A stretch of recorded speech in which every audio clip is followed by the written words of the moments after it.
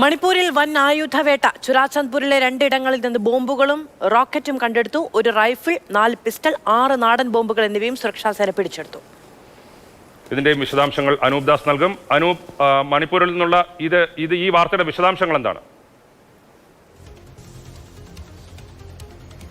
ഇത് ചുരാചന്ദ്പൂർ എന്ന് പറയുന്നത് കുക്കി ആളുകൾക്ക്, കുക്കി വിഭാഗത്തിന് സ്വാധീനമുള്ള മേഖലയാണ്. കഴിഞ്ഞ ഒരു വർഷത്തിലധികമായി സംഘർഷം നടക്കുന്ന സ്ഥലങ്ങളിൽ ചുരാചന്ദ്പൂർ വളരെ പ്രധാനപ്പെട്ട ഇടമാണ്. കാരണം ഈ ചുരാചന്ദ്പൂരും അതിന് തൊട്ടുപുറത്തുള്ള ജില്ലയും കുക്കി, മെയ്ത്തി ആളുകൾ അതിർത്തി പങ്കിടുന്ന സ്ഥലമാണ്. അവിടെ അതിർത്തി ചെക്ക് പോസ്റ്റുകളൊക്കെ പോലെയുള്ള ചെക്ക് പോസ്റ്റുകളുണ്ട്. നമ്മൾ ഇന്ത്യ പാകിസ്ഥാൻ അതിർത്തിയിലൊക്കെ കാണുന്ന പോലുള്ള ബങ്കറുകൾ പോലുള്ള സംവിധാനങ്ങളുണ്ട്.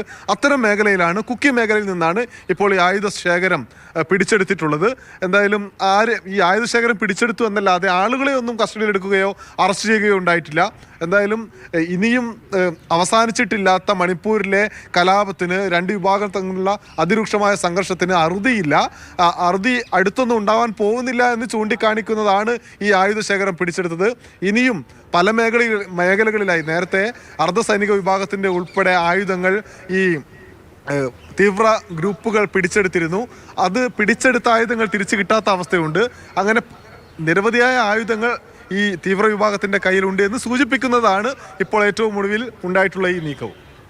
ശരി, അനൂപ് ദാസാണ് വിവരങ്ങൾ നൽകിയത്. ഇന്ത്യ എന്ന് പറയുന്ന മഹാരാജ്യം ഒരു നാടിനെ, ഒരു സംസ്ഥാനത്തെ തമ്മിൽ തല്ലി എന്താണെന്ന് വെച്ചാൽ ആയിക്കോളൂ എന്ന രീതിക്ക് മറന്നുപോവുകയും ഉപേക്ഷിക്കുകയും ചെയ്തതാണെന്നുള്ളതാണ് ദാരുണമായ ചിത്രം. വൻതോതിലുള്ള ആയുധവേട്ട നടന്നത്, ചുരാചന്ദ്പൂരിൽ ആയുധവേട്ട നടന്നതിനെ കുറിച്ചുള്ള വാർത്തയാണ് ഇപ്പോൾ അനൂപ് ദാസ് നൽകിയത്.